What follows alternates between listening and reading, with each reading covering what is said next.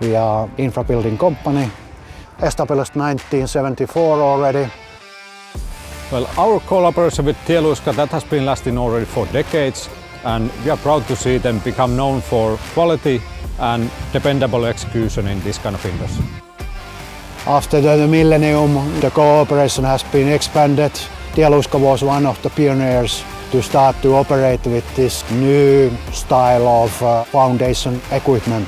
The key thing why we are using the ALLU stabilization units is that you can really adjust the binder volume in a right setup.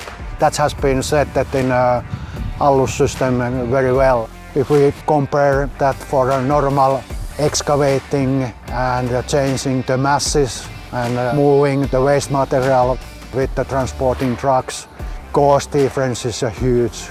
So example, this kind of urban places where we are today, it's very, very difficult to even find an official dump place for this earth waste material. So ALLU system works better when we are calculating all the costs. So this is like a winning method, I would say, in long run.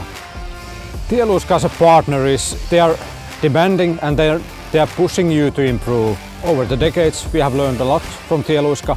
Their hands-on feedback directly from the field, from the job sites, that has made ALLU to make better products.